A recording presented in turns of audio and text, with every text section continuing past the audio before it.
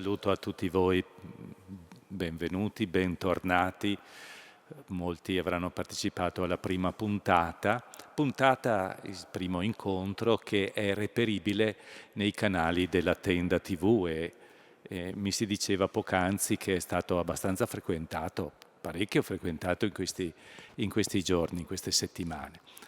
Siamo al secondo incontro. Il primo, facciamo brevissimamente memoria, nel quale ci è stato detto il significato di questo luogo, la cattedrale, sede del Vescovo, che presiede nella fede e nella carità l'unità, la comunione della Chiesa locale. Abbiamo conosciuto i pregressi di questo edificio, l'esistenza di una prima, poi di una seconda cattedrale, ormai nascoste ai nostri occhi, ma delle quali, della seconda in particolare, si conservano tracce celate in un quadro del Cinquecento o nei reperti architettonici. E siamo poi stati introdotti alla terza cattedrale, quella che conosciamo e abitiamo. È stata raccontata la fase della costruzione e a mo' di volo di drone, bisogna dire oggi non più di uccello, vero? A mo' di volo di drone le opere che in essa sono contenute e che stanno davanti ai nostri occhi. Poi il racconto degli architetti che hanno seguito le opere del recente restauro delle facciate. Ci ha fatto comprendere anzitutto il criterio peculiare di un intervento come questo, che è la conservazione. E poi ci hanno aiutato a renderci conto della grandezza di questo impianto, del suo valore artistico, delle scelte che sono state fatte, ad esempio, quando si è deciso di dare alla chiesa la facciata a lungo rimasta incompiuta e della qualità di questa facciata. Abbiamo conosciuto anche l'azienda Arte Poli, che nel restauro conservativo ha messo l'opera d'impresa. Per dare due cifre dell'impegno finanziario, il capitale impiegato è stato di 1.600.000 euro nel restauro delle facciate del campanile. La parrocchia ha ottenuto di poter accedere al bonus facciate, ha pagato d'anticipo, ricordo quel momento, era il 30 dicembre, bisognava concludere la cosa il 31 di dicembre in banca, d'anticipo 160.000 euro. La restante somma è stata presa in carico dall'azienda Arte Poli con la gestione del bonus. Domanda che mi è venuta spontanea: se restaurare le sole facciate ha costato così tanto, 1.600.000, costruirla? Non possiamo non esserne un po' impressionati. Come hanno fatto? Chi l'ha fatto?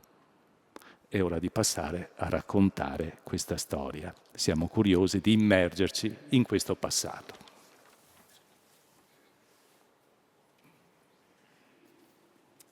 Ecco, introduco questo secondo incontro. Grazie.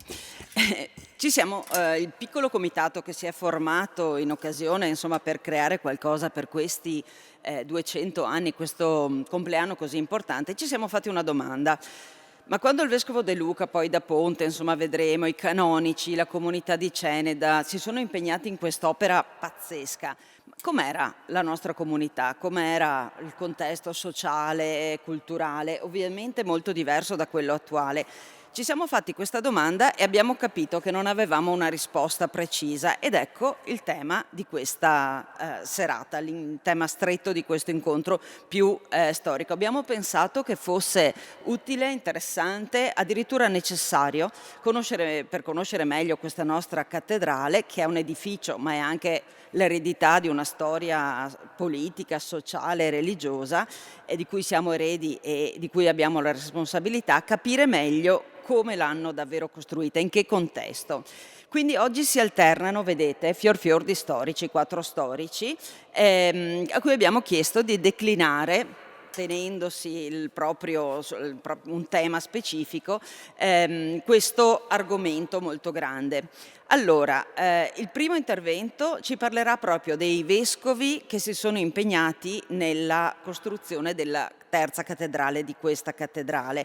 Un po' si continua, no, con l'incontro precedente, e ci sarà un profilo dei vescovi dalla metà appunto del Settecento al 1824, che è appunto la data di consacrazione, anche se abbiamo visto l'altra volta che è una data, insomma, che non ha messo fine a tutti i lavori, perché poi ce ne sono stati molti altri.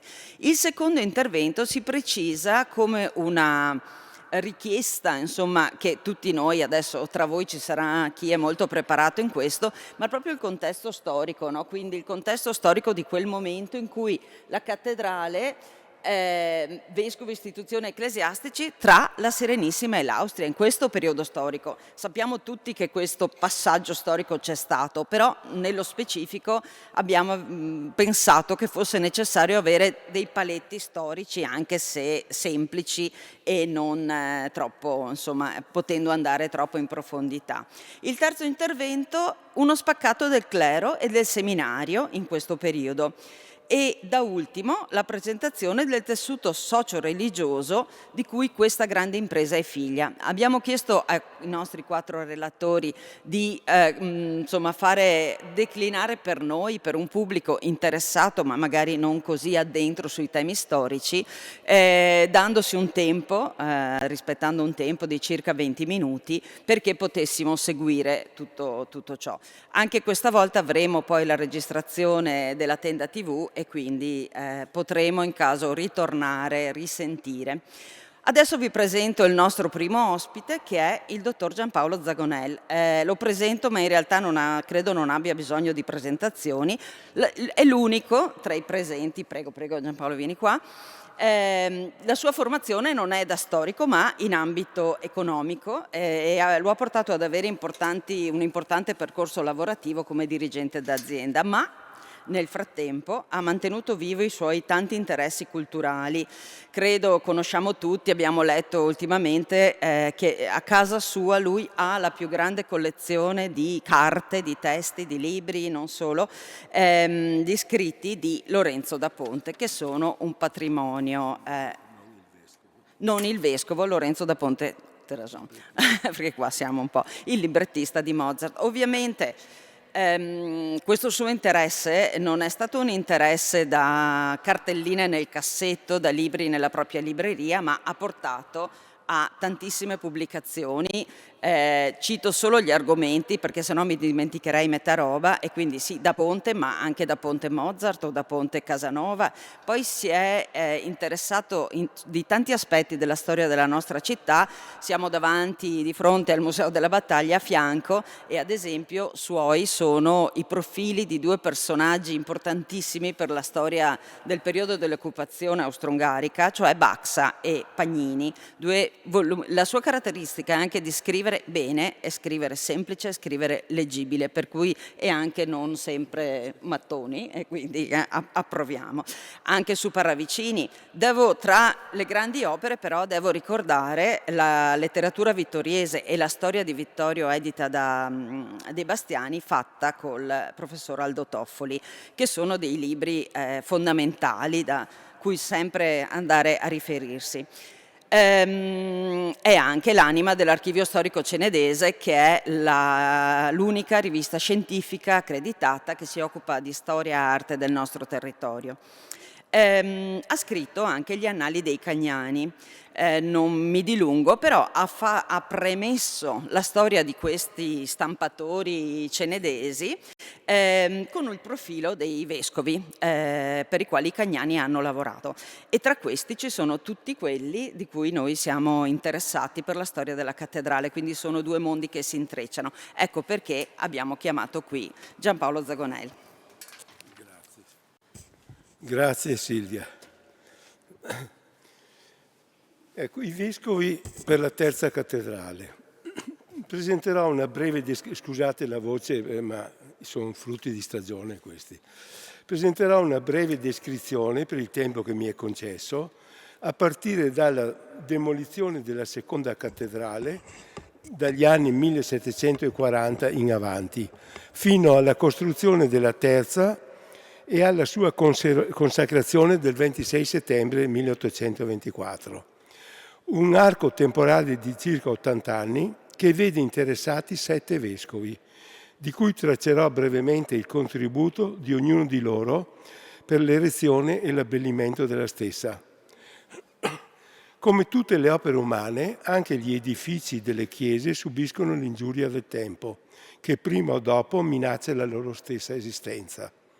Le intemperie e soprattutto i terremoti che colpiscono periodicamente il nostro territorio misero a nudo agli inizi del 1700 la struttura della cattedrale, che diede visibili segni di precarietà con pericolo di crolli. Nel settembre 1725 fu elevato alla sede episcopale di Ceneda Benedetto De Luca, di cui abbiamo solo lo stemma, non si è in grado di recuperare l'immagine, che al momento della nomina rivestiva la carica di priore del Collegio dei Legisti all'Università di Padova. Entrerà a Ceneda solennemente solo nel settembre dell'anno successivo, cioè nel 1726. Al nuovo vescovo si prospettò ben presto il problema di provvedere alla sistemazione dell'edificio della cattedrale. Nel 1733 si cominciò a pensare alla sua demolizione e alla costruzione di un fabbricato nuovo. Pertanto il vescovo nominò una commissione speciale di cittadini con l'incarico di stabilire un piano per la sua restaurazione o per la ricostruzione e a provvedere per il relativo finanziamento. L'incarico di presentare un progetto per una nuova costruzione fu affidato all'architetto trevigiano Ottavio Scotti, ma il vescovo si rese subito conto che le difficoltà di natura economica erano troppo superiori al previsto, nonostante avesse chiamato in causa la comunità di Ceneda, i parroci, il popolo della diocesi, i luoghi pii, le confraternite, le scuole, per cui fu abbandonata l'idea di una nuova costruzione, troppo eccedente le comuni forze, come scrisse in una circolare al clero. Si ripiegò quindi per un restauro generale, che iniziò nel 1735 con l'erezione di una parte della parete della navata laterale nord, la più pericolante, ma si procedette lentamente, per scarsità di mezzi, fino al 1739, quando i lavori furono interrotti per il trasferimento da lui sollecitato alla diocesi di Treviso, dove morirà poi il 27 maggio 1750. Gli successe il vescovo Lorenzo da Ponte, che fece il suo ingresso l'anno successivo, il 23 marzo 1740, e che sarà il principale artefice della nuova costruzione. La soluzione intrapresa dal precedente vescovo si rivelò insufficiente, inutile e di dubbia efficacia, per cui si decise la completa demolizione del vecchio edificio e la costruzione di uno nuovo, sul progetto precedente presentato ma ulteriormente modificato dall'architetto Ottavio Scotti, che doveva inglobare la vecchia chiesa, cioè costruire una chiesa molto più grande di quella esistente. Già nel 1741 il vescovo aveva ottenuto, su istanza dal Senato Veneto, un decreto per il quale, a vantaggio della fabbrica della cattedrale e a tutte le fabbricerie, fraglie, scuole, confraternite laiche della diocesi, venisse imposta la contribuzione per la durata decennale di 2 ducati annui per ciascuna di esse. Concessione poi rinnovata con ulteriore decreto per altri 10 anni. L'anno successivo, 1742, con una circolare al clero diocesano, chiese un'offerta annua in denaro a tutti i parroci, i semplici sacerdoti, alle famiglie facoltose e a tutto il popolo delle parrocchie, ad imitazione di quanto faceva egli stesso ed i canonici del capitolo. Nel 1743 aveva chiesto ed ottenuto dal governo veneto l'assegnazione di un consistente quantitativo di legname e di 20 grossi legni di rovere per le capriate del tetto, che furono forniti dai provveditori del Bosco del Montello. Inoltre, nel 1747 ottenne dalla comunità di Ceneda, sempre con il permesso del Senato Veneto, che una piccola percentuale della vendita del vino al minuto fosse assegnata alla fabbrica della cattedrale. Questa tassa fu chiamata goccia del vino e si continuò a esigerla regolarmente fino al 1811 ed a corrisponderla all'amministrazione della cattedrale. Così tra il 1741 e il 1744 furono innalzati i pilastri e la navata settentrionale. Nel 1745 si costruirono i muri della facciata. Negli anni 46-48 venne innalzata la navata meridionale con i relativi pilastri, demolito il tetto della vecchia costruzione e realizzata una parte del tetto per coprire la nuova. Negli anni 51-57 venne completato il tetto della navata centrale e innalzata la crociera con la grande cupola, che fu provvisoriamente chiusa con muri di cotto e assiti, cioè legno, mentre ai finestroni furono messe delle tende di canapa dipinte di verde e alla porta maggiore una bussola. Dopo una sosta di 3 anni, i lavori ripresero nel 61 con la costruzione delle nuove sacrestie e l'inizio del coro, che fu terminato soltanto nel 1773. La direzione e la contabilità dei lavori fu personalmente tenuta dal vescovo fino al 1766, cioè per 26 anni. Ne fanno fede i registri delle entrate e delle spese scritti di suo pugno e conservati nell'archivio diocesano. Sul registro si firmava: io, Lorenzo, vescovo di Ceneda, assistente e sovrintendente alla fabbrica della cattedrale. A partire da questa data la direzione e l'amministrazione dei lavori furono affidati all'arcivescovo del capitolo, Monsignor Giovanni Conte di Panigai, vicario generale dal 1759 e in seguito di altri 5 vescovi. Lorenzo da Ponte morì il 9 luglio 1768, dopo 28 anni di episcopato, compianto da tutta la popolazione per le sue indiscusse opere di carità compiute nei confronti delle persone povere e bisognose. Il 18 settembre 1768 fu eletto vescovo Gian Agostino Gradenigo, di cui abbiamo ritrovato l'immagine che l'ho portata, era in Austria e l'ho fatta arrivare da un antiquario viennese, perché qui in seminario, sia nell'archivio sia nella biblioteca del seminario, non era conservata l'immagine di questo vescovo. Era già vescovo di Chioggia, ma nelle more della soppressione della giurisdizione vescovile della contea di Ceneda e di Tarso, poté entrare nella nuova sede soltanto 2 anni dopo, il 25 marzo 1770. Personaggio molto intelligente e coltissimo, autore di diverse pubblicazioni in italiano e anche in latino, era fin dall'adolescenza di salute molto cagionevole, tanto che morirà il 6 marzo 1774, 4 anni dopo essere entrato a Ceneda, quando non contava ancora 50 anni. Nonostante questo breve periodo, la sera del 24 dicembre 1773, vigilia di Natale, inaugurando gli ultimi lavori del coro della cattedrale, in quanto nelle parti essenziali, muri grezzi e tetto, la struttura era terminata, celebrò la prima messa fra l'indescrivibile esultanza della popolazione. Scrive lo storico Carlo Doglioni: il vescovo mal reggevasi per la stanchezza ed ansante per la difficoltà del respiro, quasi portato sul pulpito, l'udimmo recitare una devotissima omelia. Era già ammalato gravemente e infatti morirà qualche mese dopo. Dopo la sua morte venne eletto alla cattedra episcopale Giampaolo Dolfin,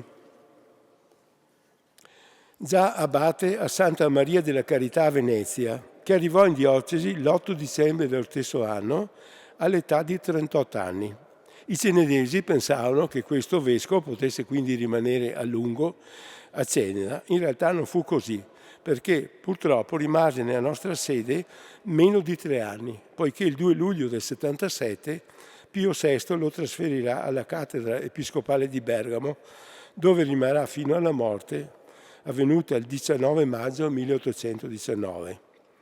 Nel brevissimo periodo di permanenza continuò anch'egli l'opera di abbellimento della cattedrale. Fece intonacare tutto l'interno del nuovo edificio e portò a termine il soffitto a 3 navate a vela. Ricordo così passando che la parte centrale di questa navata risultò lesionata in conseguenza del terremoto del 1936 e quindi rifatta in legno a cassettoni nuovamente. Quando la chiesa venne demolita negli anni 1740-47, gli altari che erano di legno furono levati e conservati in qualche magazzino. Appena costruita e terminata nella struttura ancora grezza, nel 1773, furono rimessi nel nuovo edificio, in attesa di essere sostituiti da altri più belli e in marmo. Per primo si pensò naturalmente al santo protettore della diocesi, Tiziano, e l'incarico per l'altare della cripta, che non era stata demolita ma conservata, fu dato allo scultore Domenico Rossi di Meschio, che lo progettò e lo scolpì in marmo di Carrara a partire dal 1775. Lo stesso vescovo, ritenendo poco degno il piccolo organo provvisorio che serviva alle celebrazioni nella cattedrale, si impegnò per la sostituzione con uno strumento più adeguato alla nuova imponente struttura. All'inizio del 76 contattò Gaetano Callido a Venezia e lo stesso vescovo con l'arcidiacono Giovanni di Panigai firmarono il contratto, di cui esiste ancora la copia, con cui Callido si obbligava a consegnarlo e a porlo in funzione per il Natale del 1777. In realtà fu posto in opera nella settimana santa del 1780 e venne inaugurato dal maestro Giovanni Battista Cervellini il giovedì santo 23 marzo del 1780.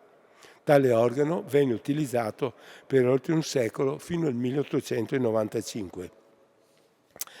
A sostituire il Dolfin, Pio VI nominò Marco Zaguri, che prenderà possesso della diocesi il 7 giugno del 78, domenica di Pentecoste. Appena giunto nella sede episcopale, si rese conto della grave carestia che colpiva in quel tempo Ceneda e il suo territorio e pertanto cercò con tutti i mezzi di alleviare la fame e la miseria del suo popolo, privandosi anche del necessario, vendendo tutto quello che poteva per comprare grano e farina. Purtroppo, pochi anni dopo, Pio VI, con bolla del 26 settembre 1785, lo trasferirà alla sede di Vicenza, dove continuerà il suo operato episcopale fino al 12 settembre 1810, anno e giorno della sua morte. Ma anch'egli un contributo di abbellimento all'interno della cattedrale lo volle dare, facendo innalzare il grande altare in pietra di Pinet e marmo rosso di Francia in onore alla Madonna del Rosario.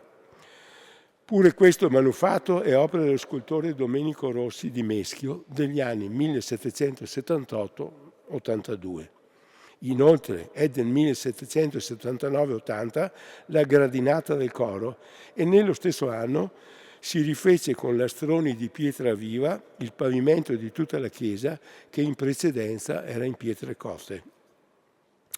Dopo Marco Zaguri fu eletto vescovo Pietro Antonio Zorzi, appartenente all'ordine dei Padri Somaschi, già docente di lettere nel seminario patriarcale di Venezia, che farà il suo ingresso soltanto il 2 luglio dell'anno successivo, 1786. Durante il suo breve episcopato, negli anni 1789-91 furono eseguiti gli stalli in noce del coro dai falegnami Antonio Piai di Anzano e Sebastiano Duriguti di Ceneda. Il 24 settembre 1792 Pio VI lo eleva alla cattedra arcivescovile di Udine, dove rimarrà fino alla morte avvenuta il 17 dicembre 1803, poco tempo dopo aver ricevuto la nomina di cardinale. A sostituirlo, sempre Pio VI eleggerà a vescovo di Ceneda il 24 settembre 1792 Gian Benedetto Falier, appartenente all'ordine dei Camaldolesi, già abate di Vangadizza in Badia Polesine, che farà ingresso in diocesi il 25 aprile del 1793. Nell'anno precedente erano iniziati i lavori per la costruzione dell'altar maggiore in marmo di Carrara, che verrà poi terminato molto più tardi, nel 1837. Durante il suo episcopato, nel 1796, verrà posta sull'altare in marmo rosso di Francia la pala del pittore veneziano Pietro Antonio Novelli, Madonna del Rosario in gloria fra i santi Domenico di Guzman e Rosa da Lima. E nel 1797 sull'altar maggiore la pala dello stesso artista in coronazione della Vergine in Paradiso, poiché la cattedrale, lo ricordiamo, è dedicata a Maria Assunta. Sono due straordinari dipinti su tela di questo artista, professore all'Accademia di Venezia, che, come dice la dottoressa Bevilacqua, sembrano richiamare il secolo di Tiziano e Veronese. Il suo episcopato fu lunghissimo, ma travagliato da continui sconvolgimenti politici che si svolsero in modo inaspettato e frenetico a partire dal 1796, per cui gli toccarono tempi molto difficili e tristi, tra guerre, carestie, pestilenze, requisizioni e incarceramento di sacerdoti. Muore dopo una lunga malattia il 22 ottobre 1821, unanimemente compianto. Con lui finisce la serie dei vescovi di Ceneda, scelti tra le famiglie del patriziato veneto, come tutti i vescovi in precedenza nominati. Alla morte di Gian Benedetto Falier, il nostro territorio faceva parte del Regno Lombardo-Veneto, soggetto all'imperatore d'Austria Francesco I, al quale spettava di diritto di scegliere i candidati alle sedi vescovili per dei trattati fatti con i pontefici. Francesco I nominò vescovo di Ceneda il 22 febbraio 1822 Jacopo Monico, sul suggerimento del patriarca di Venezia Giovanni Ladislao Pircher, ma fu preconizzato da Pio VII soltanto il 15 maggio dell'anno successivo. Consacrato a Venezia il 9 novembre, fece ingresso a Ceneda il 12 dicembre 1823. Jacopo Monico entrò preceduto da una chiara fama di insegnante, di elegante oratore.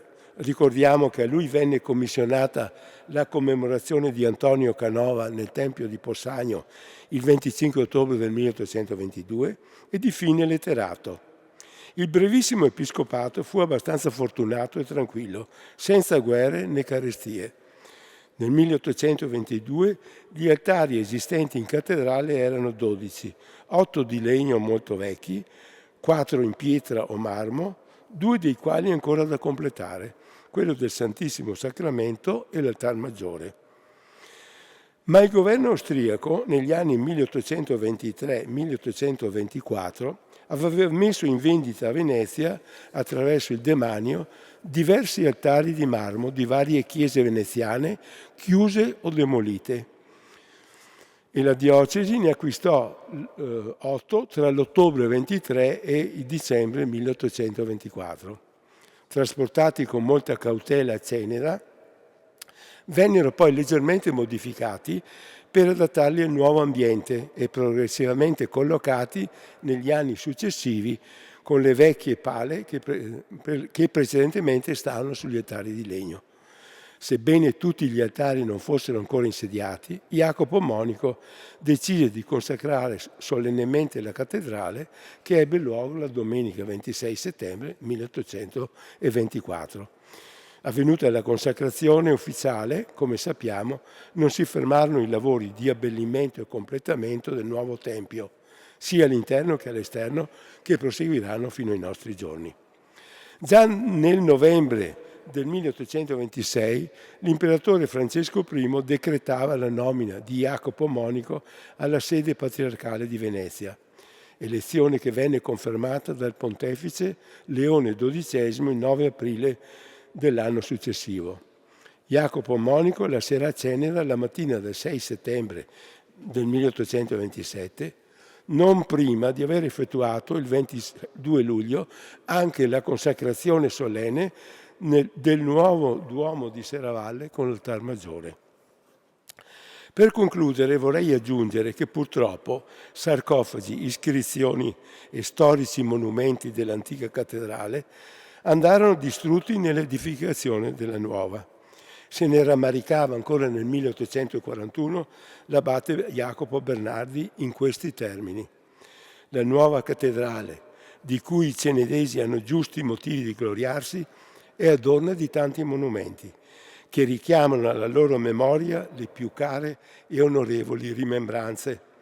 Ma di più ancora sarebbe adorna se, nel disgombrare le rovine dell'antica, qualche benemerito, anziché si frangessero o disperdessero barbaramente, avesse raccolte e conservate quelle lapidi che, interrogate con sana critica, molta luce avrebbero sparso sopra la storia di questa illustre sede episcopale. E ciò penso sia di monito anche per le demolizioni e ricostruzioni che stiamo compiendo, a volte avventatamente, anche ai nostri giorni. Grazie dell'attenzione.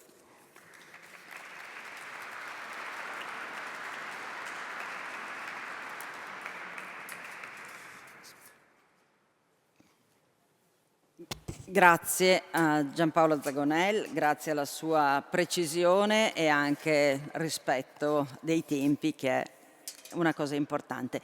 Passiamo adesso al secondo argomento e quindi, come vi dicevo prima, il contesto storico. Per questo delicato lavoro abbiamo chiesto a Domenico Dalmas, al dottor Domenico Dalmas, di occuparsene. Ve lo presento: dopo gli studi al liceo classico qui a Vittorio, ha ottenuto una laurea in filosofia a Padova, è stato docente di lettere e storia nelle scuole superiori, ma poi dal 2012 al 2021 è stato dirigente scolastico dell'Istituto Città della Vittoria. Vive nella nostra parrocchia ed è membro del Consiglio per gli Affari Economici e per 20 anni è docente di storia della Chiesa nei corsi di teologia per laici. Grazie. Buongiorno e benvenuti a tutti. Allora, passiamo subito alla cornice del quadro. Abbiamo visto una parte del contenuto, l'altra parte del contenuto verrà dopo. Adesso facciamo un po' la cornice. Partiamo dalla linea di fondo. Cosa accade in Europa? Beh, intanto lì vedete in Europa in quel periodo, quindi 1740 o 25, 29, inizio commissione di preparazione eccetera, fino al 1824, in Europa abbiamo quello che scolasticamente e culturalmente viene definito illuminismo. Nel frattempo, che parte soprattutto dalla Francia, nel frattempo abbiamo anche l'inizio della rivoluzione industriale in Inghilterra, che poi si trasferirà nel continente. E qui la costruzione della cattedrale avviene su quell'asse temporale che vedete con diversi colori. Vedete un asse più lungo color ocra o arancione, a seconda che vogliamo dire, e dopo vedete celeste, grigio, celeste, grigio. Queste sono le diverse dominazioni, quindi vedete che qua c'è stato un certo scombussolamento e lo vedete anche con le date sotto. C'è una 1769, una che riguarda Venezia, 1789 che è la rivoluzione francese, e dopo il celeste arriva anche dalle nostre parti e quindi abbiamo il 1800, c'è il grigio, poi il 1806, 1810 e poi restaurazione, inizia il periodo definitivamente austriaco. In mezzo 1797 caduta di Venezia, altro elemento fondamentale per capire il quadro. In Europa per oltre metà del secolo abbiamo delle guerre guerre di successione dei 7 anni, abbiamo nuovi equilibri europei, va giù la Francia, va giù la Spagna, viene su l'Austria, viene sulla Prussia, viene sulla Russia, eccetera, eccetera. Cose che sono sempre successe e che continueranno ad accadere. Venezia, in questo, Venezia mantiene una debole autorevolezza, nel senso che tutti la vedono come una vecchia, un'anziana signora a cui portare un certo rispetto, ma fino a un certo punto, insomma, ecco. E dopodiché abbiamo l'uragano. L'uragano è la rivoluzione francese e quello che ne consegue, cioè Napoleone e le guerre napoleoniche.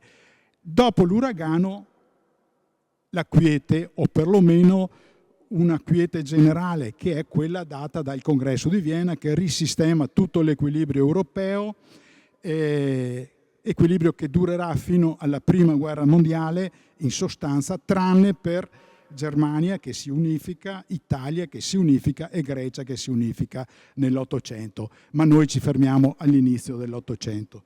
Prego. Ecco, in Italia nel Settecento abbiamo nuovi equilibri, alla Spagna subentra l'Austria come predominante, c'è frammentazione, però diciamo che la tinta più preponderante è quella che fa riferimento all'Austria. Abbiamo poi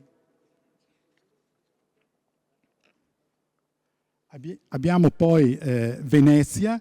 Venezia perde il controllo dell'Adriatico, è quasi circondata dall'Austria e poi alla fine cade come Stato. Nel Settecento scompaiono 2 stati, la Polonia e Venezia, guarda caso.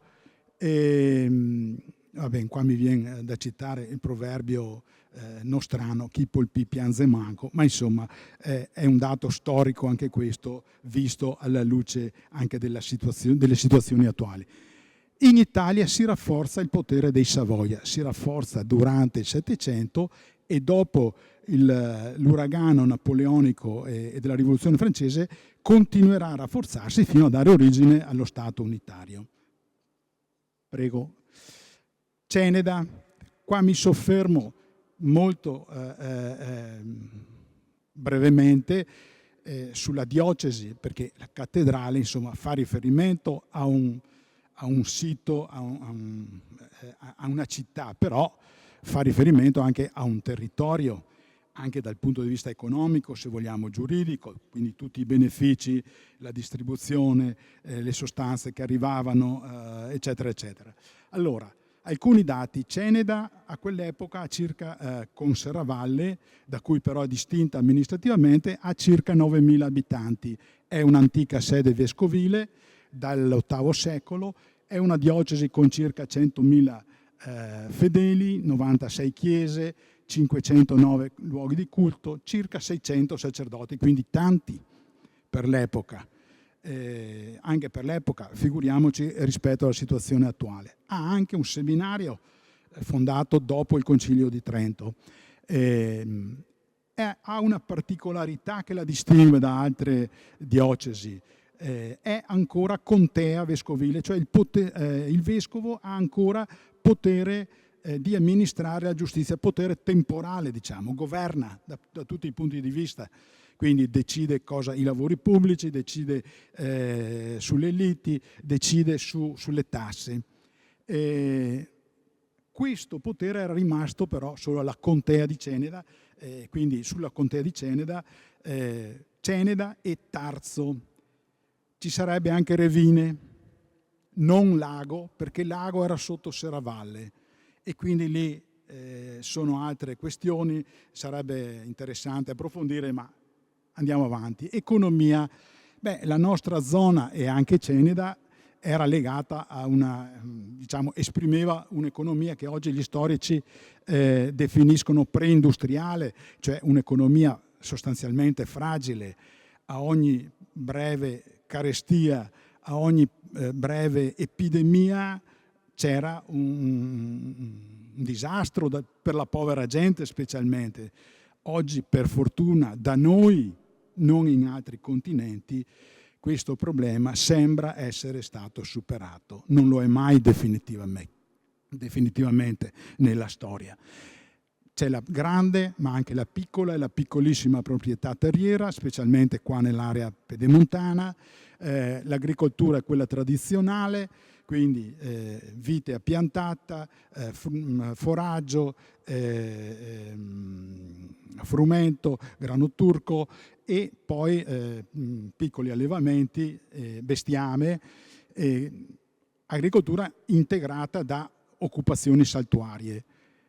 Piccolo artigianato con spunti proto-industriali, scusatemi il termine tecnico, cioè vuol dire che prima dell'industrializzazione, quindi una organizzazione strutturata dal punto di vista produttivo con centri specifici, incarichi specifici, eccetera, c'erano delle realtà economiche, dei laboratori che avevano una certa organizzazione. E qua parliamo anche nella zona di Ceneda, parliamo di cartiere, parliamo di tessiture, lanifici, parliamo di fonderie che derivavano in parte dalle fucine anche che c'erano a Serravalle di Spade, che però avevano chiuso perché ormai c'erano le armi da fuoco, non c'erano più le armi bianche o comunque erano fortemente diminuite.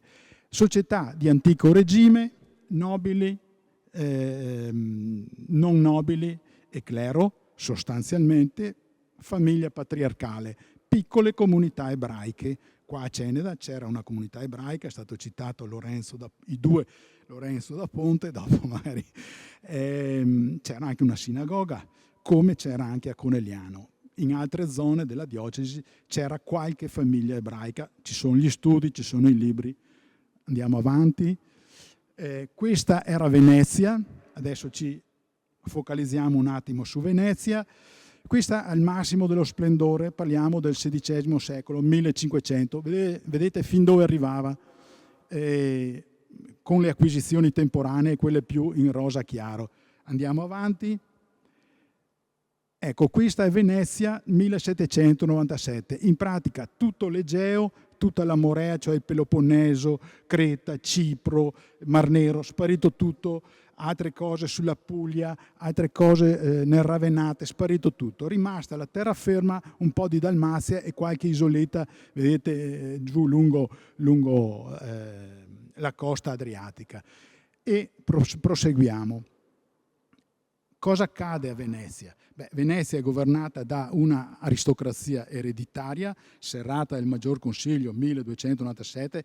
In pratica i nobili avevano chiuso il potere solo a quelli che erano già nobili a quell'epoca. C'era il libro d'oro del patriziato e chi non faceva parte di questo libro d'oro non poteva avere cariche o governare.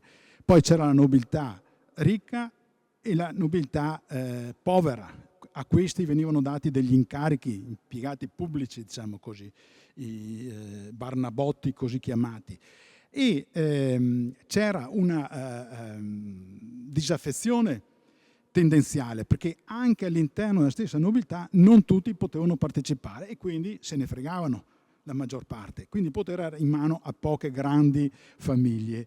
Disaffezione che in parte era anche della nobiltà dei territori, che non era stata cooptata, integrata nel dominio, nel governo. Difatti Venezia si fa sempre chiamare la dominante, quindi era incentrata su se stessa, cioè si pensava come città, non si pensava come stato complessivo. Quindi una visione sostanzialmente ancora medievale, se vogliamo, comunale, che ha fatto la fortuna e dopo anche la sfortuna. Era un'economia più parassitaria nel Settecento perché l'Adriatico sta saltando, tutto l'Oriente era saltato e quindi la ricchezza veniva dai latifondi, dalle rendite, soprattutto nella terraferma, dove però, e non più dai commerci, dove però i dazi sono levati solo, i dazi tra le varie zone dello stesso dominio veneziano vengono levati solo nel 1794, tanto per dire la struttura statale poco efficiente.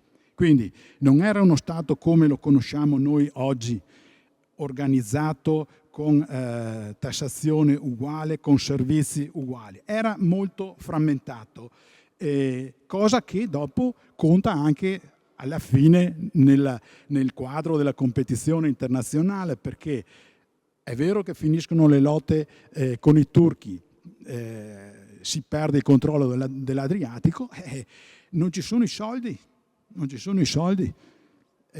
peggio di oggi. I soldi si tirano su di volta in volta a seconda dei casi. Allora, quando ci sono le guerre, quelle più costose, si apre il libro d'oro del patriziato, si offre il titolo di nobile a delle famiglie che vogliono comprarlo. E dal punto di vista militare c'è la politica della neutralità armata che esisteva già a quell'epoca, cioè uno Stato lasciava passare truppe di un altro Stato. Chiaramente questo aveva tutta una serie di problematiche, perché quello che poteva succedere possiamo tranquillamente immaginarlo anche oggi. Venezia in pratica fa la neutralità armata, che però è disarmata perché quel poco che vive dei commerci che restano sull'Adriatico. Ci sono un sacco di guerre, se vuoi commerciare con tutti devi andare d'accordo o non istigare nessuno. Quindi in pratica è tutto un susseguirsi di lagnanze, di ambasciate, ambasciatori per tutto il Settecento, da uno Stato all'altro. In tutto questo però Venezia manteneva nel Settecento una cultura di alto livello, splendida. Parliamo anche di innovazione culturale, pensiamo alla pittura, al teatro, Goldoni, poi più tardi a cavallo ci sarà anche Antonio Canova per la scultura. Addirittura a Venezia nascono, nella terraferma, nuove facoltà di agraria prima e veterinaria dopo, che è un'eccellenza se pensiamo per quel tempo. E penetrano anche idee illuministiche. Prego. Molto velocemente, i rapporti con la Chiesa. Mi soffermo, nel 1731 c'è un richiamo a Ceneda, alla diocesi, perché i ricorsi non vadano a Roma ma siano gestiti con Venezia, cioè chi è che comanda? Non comanda il Papa, ma c'era una questione prima, con anche minacce di scomunica, perché se io sono il vescovo conte, allora io faccio le mie rimostranze al mio superiore, e il mio superiore è Roma, non è Venezia, e Venezia non accettava questo per una linea politica che già era presente. Poi c'è un decreto per frenare l'esodo a Roma di somme derivanti da dispense e benefici, poi c'è la soppressione del potere vescovile, che è stata citata prima, conclusa nel 1767, arrivata però nel 1769. Non solo, c'è anche la chiusura dei monasteri sotto i 12 componenti e i beni vanno allo Stato. Era l'altro modo per incamerare qualcosa. Perché 12 è il numero perfetto, gli apostoli, quindi fino a 12 sì, quella volta. 1797 arriva Napoleone, va bene, c'è il trattato di Campoformio, sarebbe da andare a fondo, ma lasciamo perdere. Napoleone dice o fate quello che dico io o saltate. A questo punto chi ha il potere decide, e chi ha il potere è il più grosso proprietario di latifondi in terraferma, Manin, il doge Manin, decide la soluzione soft. Ci autosciogliamo, così manteniamo, diciamo così, i nostri beni non vengono messi in discussione e neanche la vita di tante altre persone. Cioè sceglie la via più tendenzialmente più tranquilla, diciamo, ecco. Non si parla più di libertà veneziana, di indipendenza, eccetera, eccetera. Quelli sono discorsi che verranno ripresi dopo, durante il Risorgimento. Venezia è ceduta all'Austria, barattata in cambio del Belgio da parte della Francia, da Napoleone però, che agisce anticipando il direttorio, quindi lui gioca in proprio in pratica. perché si sta costruendo lui una sua strada. Avanti, prego. E arriva il dominio napoleonico. 1797, a marzo, i francesi sono a Ceneda. Migliaia e migliaia. I francesi non sono come altri eserciti che hanno una serie di cariagi al seguito. La dottrina militare francese e le condizioni finanziarie dello Stato francese all'epoca dicono che l'esercito si deve mantenere sul territorio.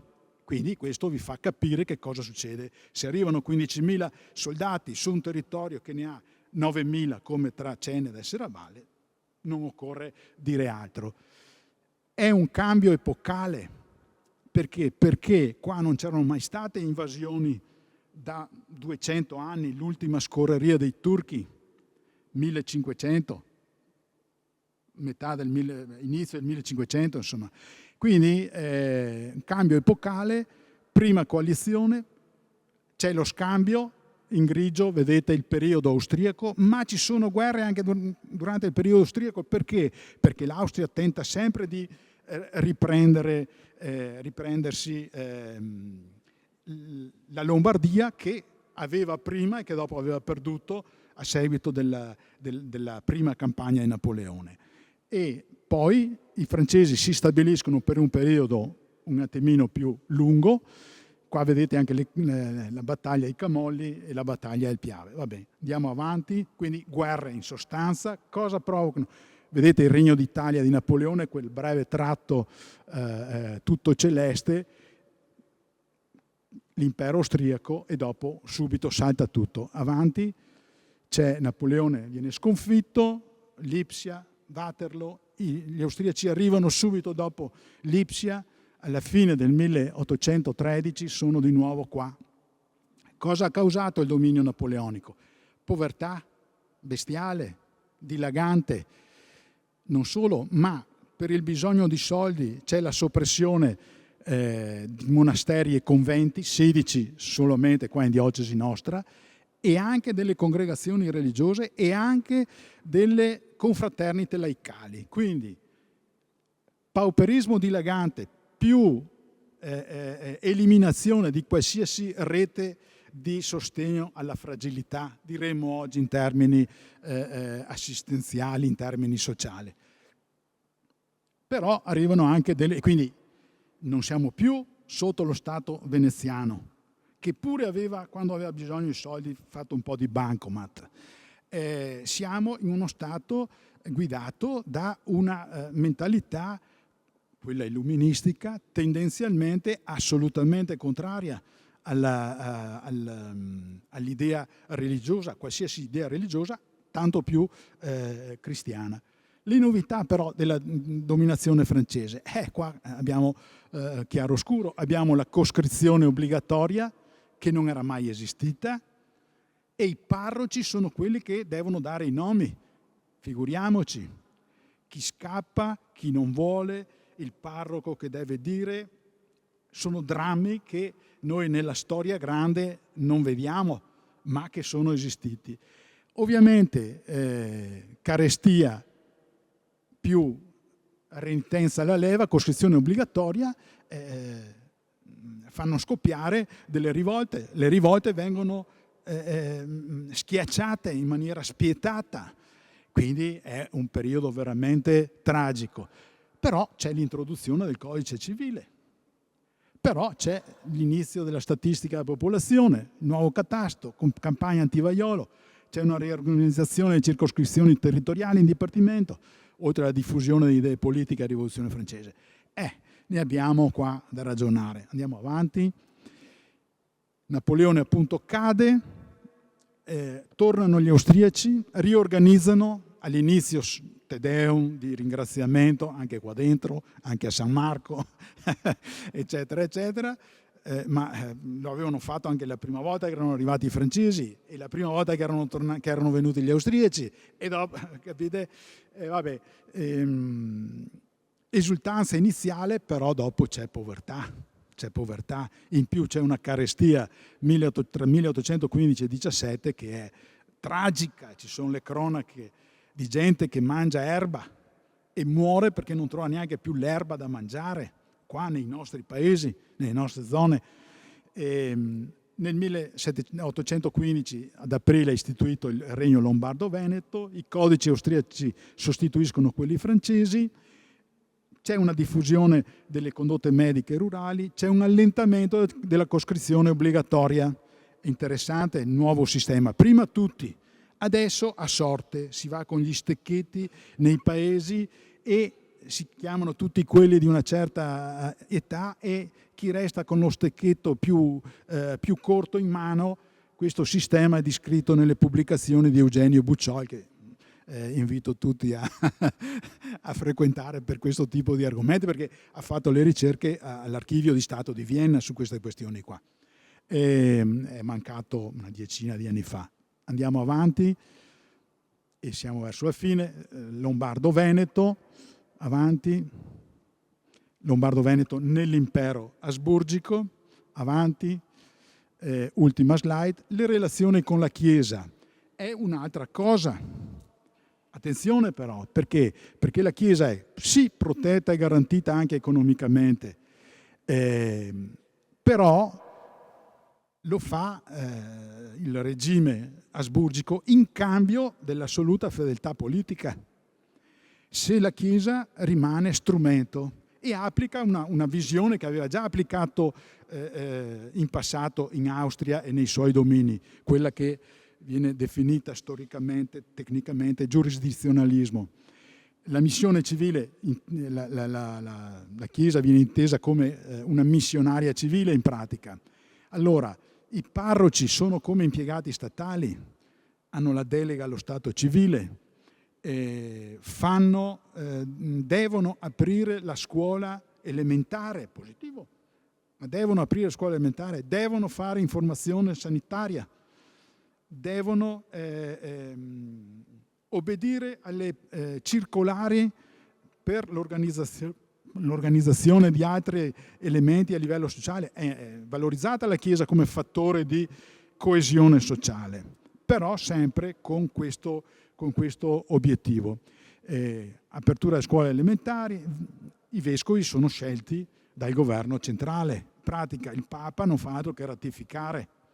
Addirittura anche il Papa non poteva essere eletto se c'era l'opposizione del rappresentante austriaco. E l'ultimo a essere stato eletto con questo sistema, che dopo lui stesso ha tolto, è stato Pio X d'Ariese, che era stato favorito nel suo iter sacerdotale proprio da Jacopo Monico, il vescovo che è stato qui a Ceneda. Il mondo è piccolo. Viene riorganizzata, addirittura il governo impone anche la riorganizzazione territoriale delle diocesi e quindi tutta una serie di parrocchie all'interno della diocesi che erano rimaste sotto Udine piuttosto che sotto Venezia vengono tolte tutte da queste altre organizzazioni territoriali ecclesiastiche e affidate tutte a Ceneda, perché nello stesso posto è una razionalizzazione, se vogliamo. Ecco, mi pare che non ci sia altro. No, questi sono i testi consultati. Basta, io ho finito. Grazie.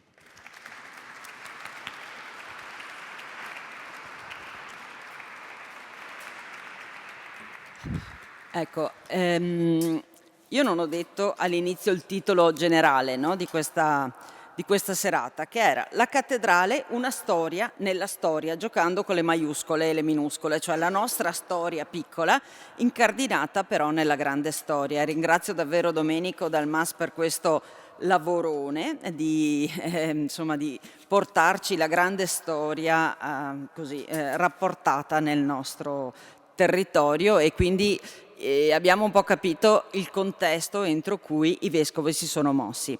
Terzo relatore, il clero e il seminario tra 700 e 800, Don Paolo Astolfo, dottor Don Paolo Astolfo. Allora, lui è di Motta, è ordinato sacerdote qui, se non sbaglio nel 2013, ha il baccalaureato in teologia nel 2012 e una laurea triennale in storia a Venezia nel 2017, ma sta ancora studiando, sta conseguendo la licenza in storia della Chiesa alla Pontificia Università della Santa Croce. Dal 2016 è direttore della biblioteca del seminario, la biblioteca diocesana, e dal 2023 è rettore del seminario. Non so se è il più giovane rettore che... no, prima Don Graziano, siete là. Bene, lascio la parola a Don Paolo. No, l'altro.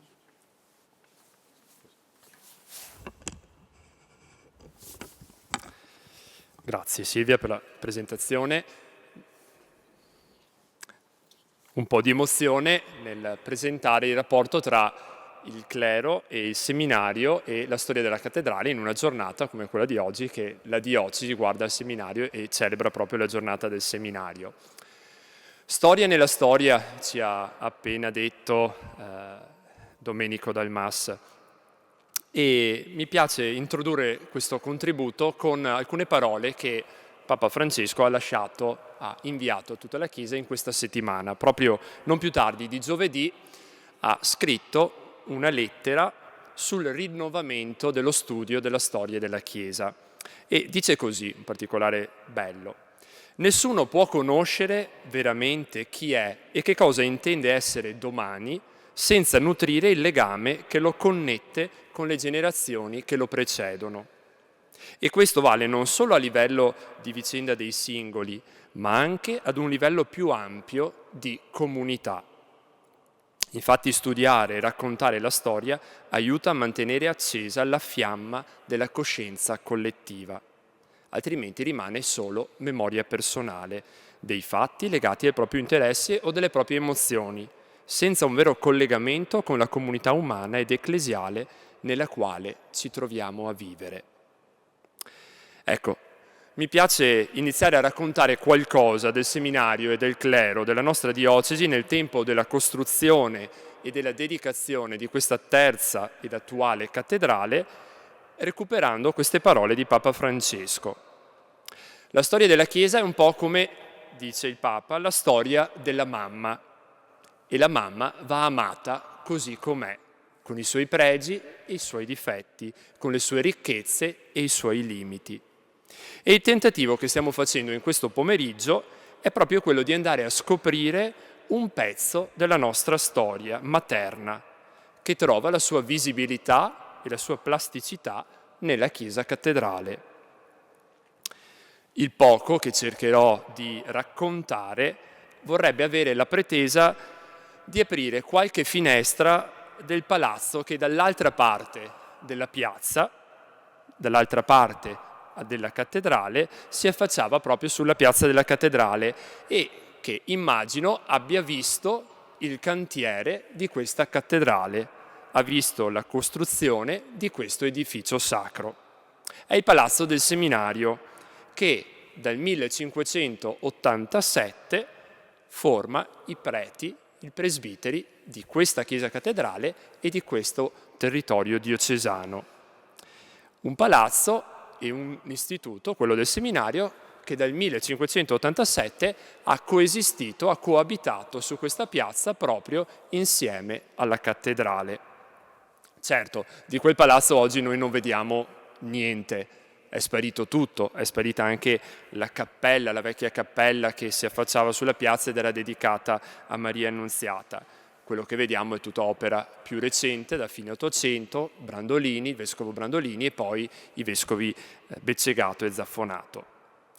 In ogni caso, palazzi a parte, è indubbio questo legame effettivo e affettivo tra il seminario, il presbiterio formato nel seminario e questa chiesa cattedrale.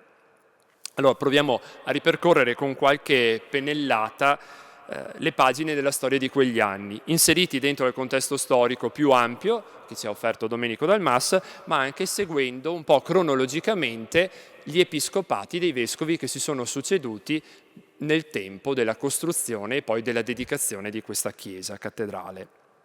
Iniziamo con qualche anno di anticipo, perché mi pare significativo ricordarlo. Io dirò date, nomi, accennerò a persone, non c'è il tempo di dilungarsi a presentarle e dirne la ricchezza. E il primo cenno lo faccio al fatto che 300 anni fa, nel 1724, l'abate Egidio Forcellini, principe dei lessicografi e futuro autore del Lexicon Totius Latinitatis, dal seminario di Padova passa a quello di Ceneda e vi rimane per 7 anni come rettore e prefetto degli studi.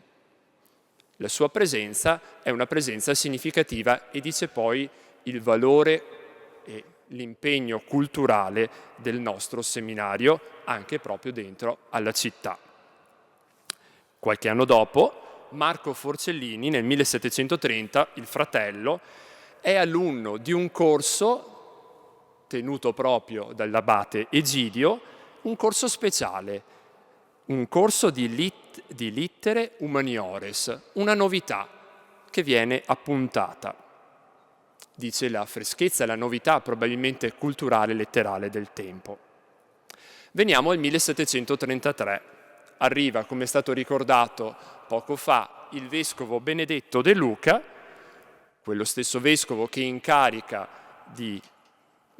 l'architetto Ottavio Scotti di progettare una nuova cattedrale e che evidentemente guarda al suo seminario e vede che anche lì c'è bisogno di una nuova costruzione e si impegna a costruire ad una nuova costruzione nel seminario. Nel 1735 il rettore dell'epoca, Don Daniele Zanetti, originario di Palmanova, concorre ad una parrocchia, quella di San Martino di Colle, e ne prende possesso.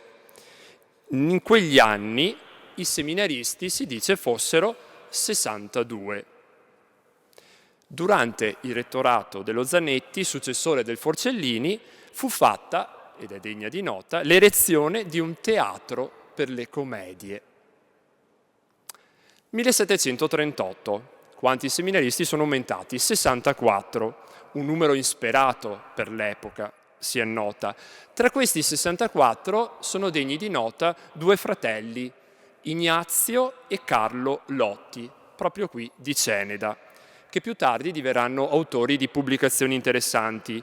Il primo, Ignazio Lotti, nel campo della medicina, il secondo, gesuita fino alla soppressione della compagnia, nel campo della storia diocesana, della storia locale.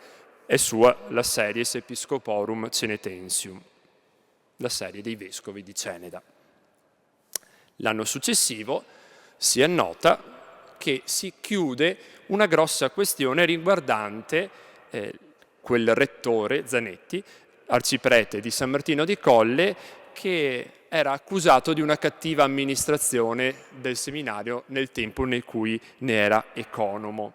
La questione, proprio per fare riferimento a quanto detto prima, viene portata all'Annunziatura di Venezia. 1763. Non mi dilungo, li abbiamo ricordati prima, i 2 Lorenzo da Ponte. Emanuele Conegliano, a 14 anni, passa al cattolicesimo con tutta la sua famiglia e prende il nome dal vescovo Lorenzo da Ponte, che è il vescovo che lo battezza. Ottiene poi dallo stesso vescovo di poter entrare gratuitamente in seminario assieme al fratello Gerolamo. Delle sue vicende non mi dilungo, ma qualcosa conosciamo. 1765. Si introduce in seminario da parte dell'abate Cagliari, originario di Altivole, l'insegnamento della lingua italiana, fino ad allora quasi del tutto trascurata. Di questa novità vi è traccia nelle memorie dello stesso Lorenzo da Ponte, librettista di Mozart. Scrive, prendo il testo dalla Storia del seminario di Don Pino Zangiacomi. Scrive il Lorenzo da Ponte: All'età di 17 anni, mentre io ero capace di comporre in mezza giornata una lunga orazione e forse 50 non ineleganti versi in latino, non sapeva, senza commettere 10 errori, scrivere una lettera di poche linee nella mia propria lingua.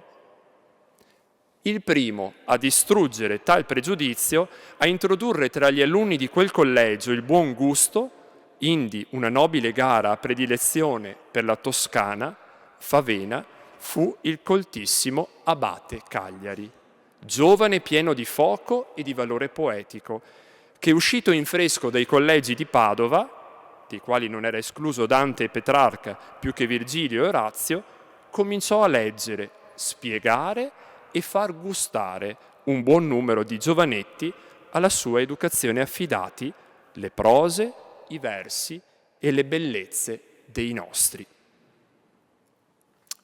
È interessante questo inserimento della letteratura italiana che entra dentro a questo istituto, ma soprattutto dentro alla formazione offerta dal seminario.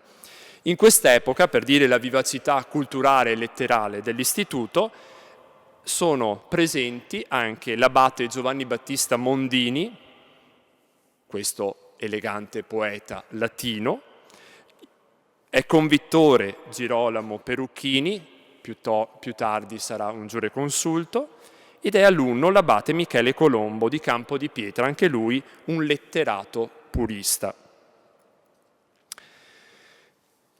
Proseguiamo con i vescovi che si succedono e per quanto riguarda la vita del seminario è importante il vescovo Gianagostino Gradenigo, ricordato poco fa, che da fine cultore lascia al seminario una parte della sua ricca biblioteca e penso che la nascita poi della biblioteca del seminario debba proprio le sue origini a questo primo grande fondo donato dal vescovo Gradenigo.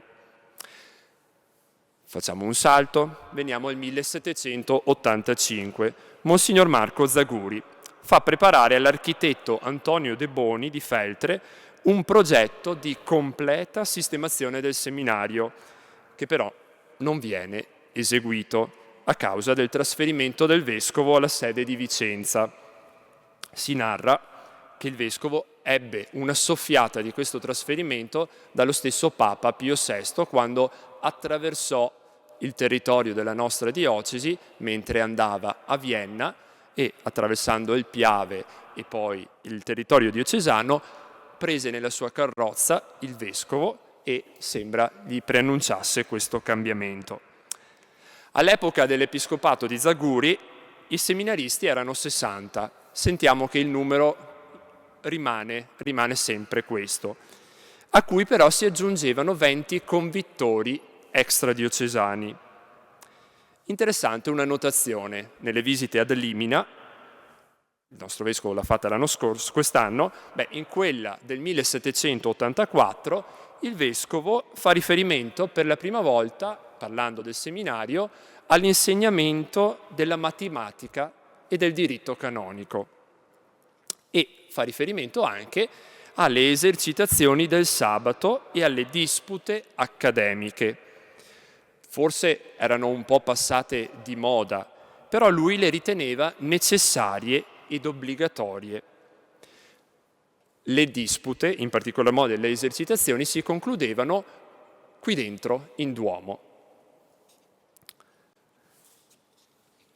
1788.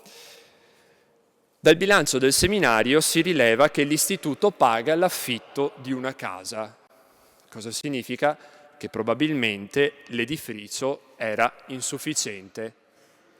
Nello stesso anno muore l'abate Modolini, quell'abate che abbiamo citato poco prima e che aveva dato alle stampe un paio d'anni prima, in tarda età, una raccolta di 6 egloghe dal titolo Jesu Infans. 1797, l'abbiamo visto prima, un anno impegnativo. Arrivano i francesi e il seminario è costretto a chiudere. A marzo il rettore e il vescovo sono costretti a mandare a casa i seminaristi. Sarà per poco tempo. Il vescovo Fallier annuncerà verso la fine di ottobre la riapertura del seminario per la festa di San Martino. Però la situazione non è promettente. Si riapre, però il vescovo è costretto ad alzare le rette perché il seminario non si sostiene. Annota Don Pino Zangiacomi, leggo la citazione perché mi sembra interessante. Monsignor Fallier ricorda che nei 2 anni precedenti la retta degli scolari non fu aumentata, nonostante il rialzo dei prezzi. Ora non è più possibile andare avanti così. I chierici pagheranno annualmente 70 ducati, i convittori 80. L'aumento della retta, il rialzo dei prezzi, le difficoltà della vita ebbero il loro contraccolpo sull'andamento del seminario.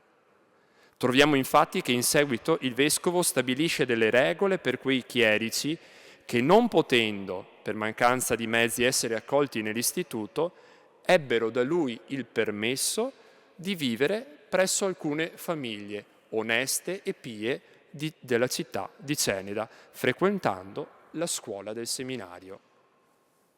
Studenti che frequentavano la scuola del seminario, ma non potendo sostenere il prezzo della retta del seminario, erano costretti a trovare ospitalità in famiglie cenedesi. Per loro poi si farà, lo annunceremo dopo, qualcosa. 1810. Il seminario è autorizzato dal governo del viceré a funzionare come uno dei licei convitti del regno. In questo tempo è alunno l'abate Lorenzo Berlese di Campomolino, che sarà un botanico di fama. Prima di lui, dal 1809, è insegnante, sempre qui in seminario, Don Alessandro Ianna di Mansuè, originario, dotto abate, che fu in corrispondenza con illustri personaggi dell'epoca, uno tra tutti il Canova. Arriviamo verso la fine, verso il momento della dedicazione di questa cattedrale, 1820. Il vescovo Monsignor Fallier, dopo 3 anni di essidue pratiche, ottiene dal governo austriaco la erezione nel seminario di un ginnasio pubblico di 6 classi e ottiene anche diversi aiuti pecuniari. 1823.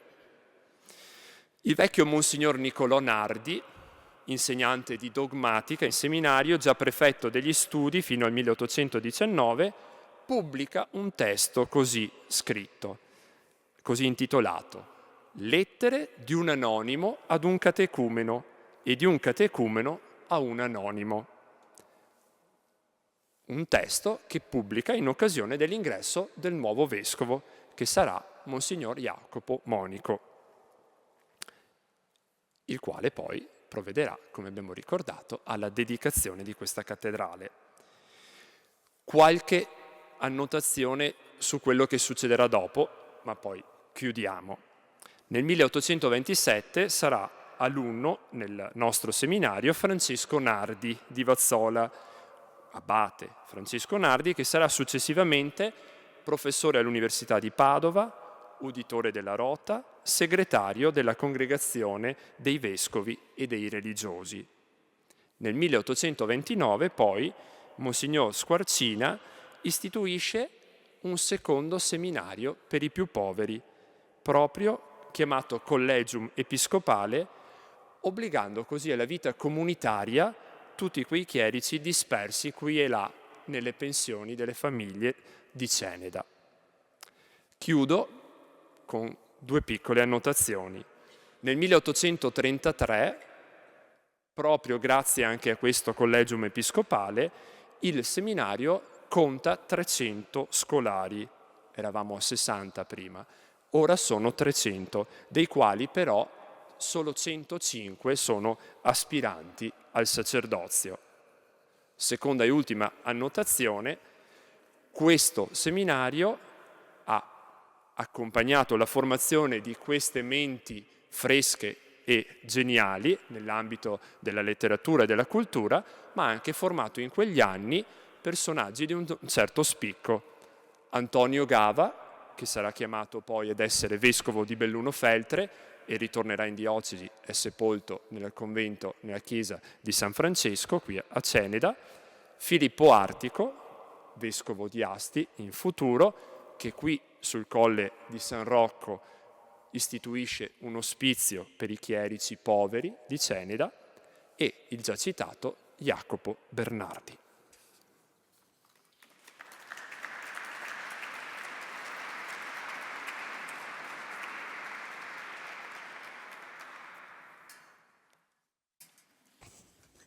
Bene, grazie per... Allora, nella cultura si parla sempre di realtà immersive, cose di questo genere. Noi vi stiamo immergendo in quella che era la temperatura della Chiesa nel Settecento o nel giorno della dedicazione, quindi stiamo facendo un'esperienza. Bene, al di là della battuta, il nostro ultimo relatore.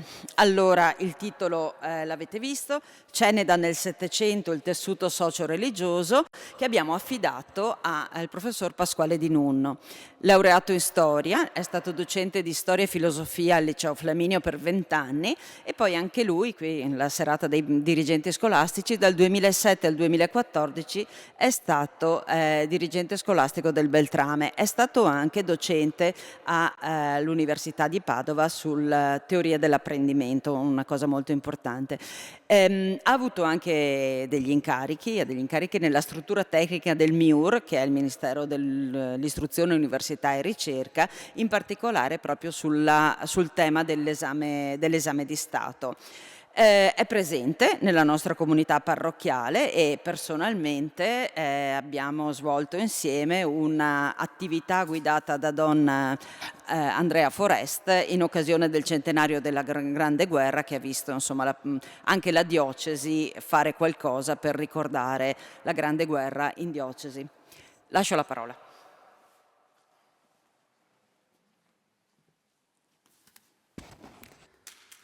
Io anzitutto vi ringrazio per la vostra attenzione, perché in quanto docente a Padova di teorie dell'apprendimento so bene che la curva dell'attenzione dopo 20-30 minuti scende irreparabilmente. Per cui vi ringrazio per il supplemento di attenzione che mi dedicherete. Non è un compito agevole tracciare un quadro coerente e lineare del tessuto sociale di un territorio qual è quello della diocesi di Ceneda nel Settecento. Si vorrei un po' entrare in un terreno scivoloso, viscido.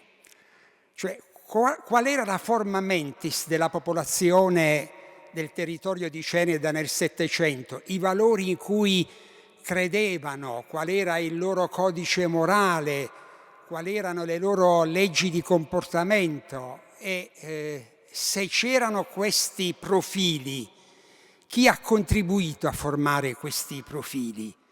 Io sono debitore per questa indagine a un illustre, direi, archivista, a me, confesso pubblicamente, poco noto, Monsignor Angelo Maschietto, che ha curato un saggio dal titolo Uno sguardo alle condizioni religiose della nostra diocesi nel Settecento.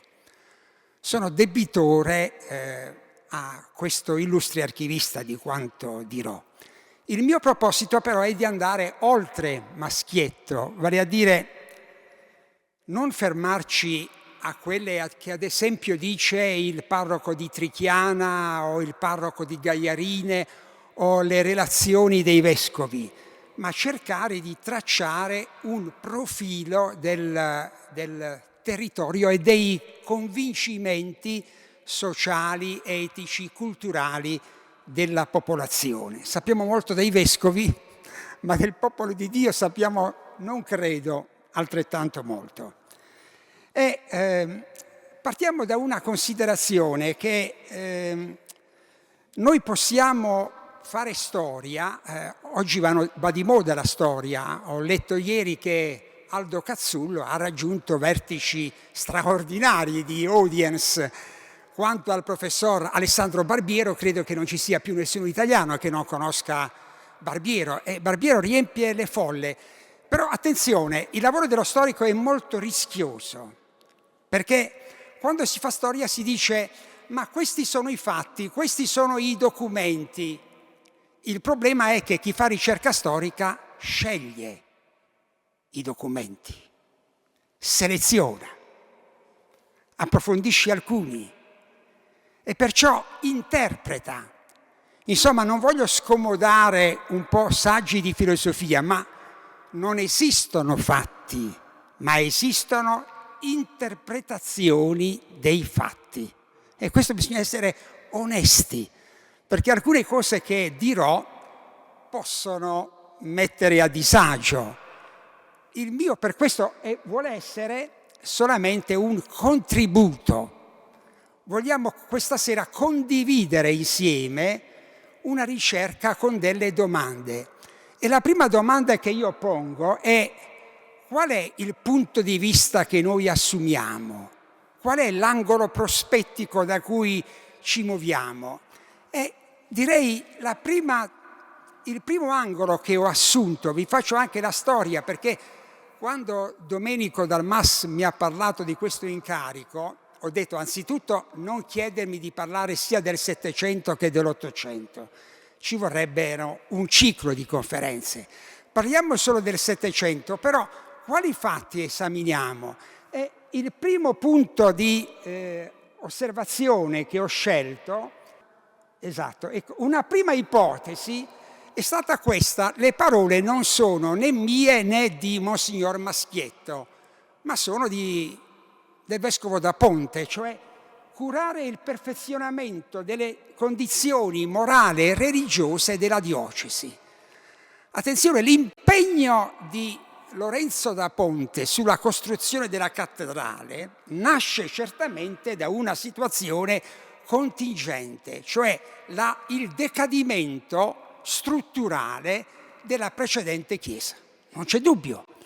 Però lui si muove con un altro obiettivo, quello di concorrere con la costruzione della cattedrale, questo va sottolineato, a quello che è il perfezionamento del clero diocesano e della popolazione della diocesi. E lui dà un'ipotesi interessante, lui dice: questa è l'ipotesi di Maschietto, che però non condivido. Maschietto dice: guardate, se la popolazione della diocesi di Ceneda è stata esemplare, si spinge a dire che forse è stato il secolo della più diffusa santità del popolo di Ceneda, e perché noi siamo rimasti immuni da una serie di mali che stanno affliggendo l'Europa e anche gli stati della penisola italiana. Noi non siamo stati toccati dalla riforma di Lutero, che questo Lutero, questo monaco agostiniano, se lo tengano i tedeschi. Noi ne siamo rimasti immuni, ci siamo salvati. Noi non siamo stati toccati dal giansenismo.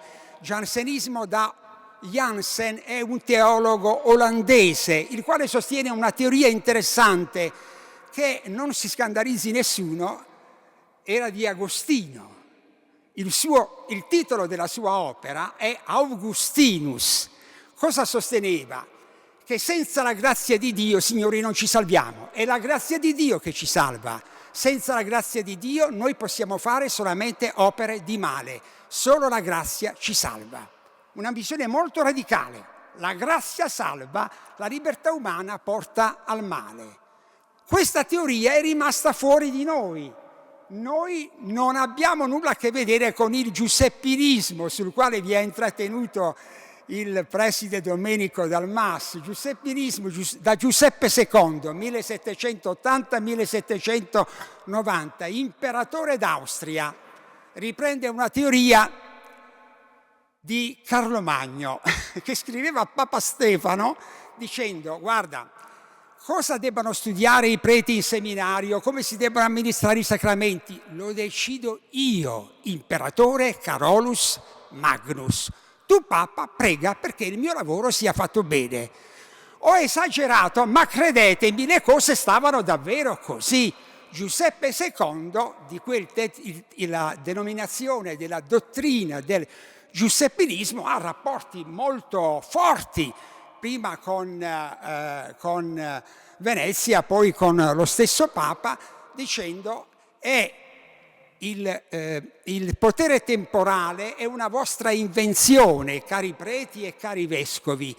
L'imperatore, il sovrano, non deve avere interferenze nell'amministrare la giustizia e tutti i servizi pubblici. Perciò su questo non vogliamo nessuna interferenza della Chiesa. Come si ricordava poc'anzi, come ricordava anche Don Paolo Astolfo, la nomina dei vescovi spetta a noi, decidiamo noi chi debba essere il vescovo di Ceneda. Tu, Papa, darai la tua benedetta approvazione. Ecco, no all'illuminismo. Non vi nascondo che quando ero professore è stato per me imbarazzante spiegare ai giovani perché la Chiesa, Papa Pio VI, condannò la dichiarazione dei diritti dell'uomo e del cittadino. La nostra civiltà occidentale è fondata su questa carta. Ecco, Monsignor Maschietto dice: noi siamo stati una comunità, un popolo di Dio davvero fecondo di grazia, perché non siamo stati toccati da tutti questi mali del Settecento. Ecco, questo punto di vista mi mette in imbarazzo. Preferisco adottare, ma è una mia proposta, un diverso punto di vista, un nuovo punto di vista, ed è il seguente. Attenzione, siamo nel Settecento, non siamo a molta distanza da quello che è uno dei grandi eventi, forse prima del Concilio Vaticano II, il grande evento della storia bimillenaria della Chiesa, il Concilio di Trento. Mi preme sottolineare che i 9 vescovi che si susseguono sulla cattedra di Ceneda, da Marcantonio Agazzi, fine 600, inizi 700, a Gian Benedetto Falier, fine 700, primo 800, si sono tutti distinti nell'applicazione dei decreta de Reformazione. Mi preme un po' sollecitare, chiedo scusa se mantengo il vecchio vizio di insegnante e mi rivolgo a voi quasi foste miei studenti, ve ne chiedo scusa. Ma mi preme sottolineare questo con grande forza.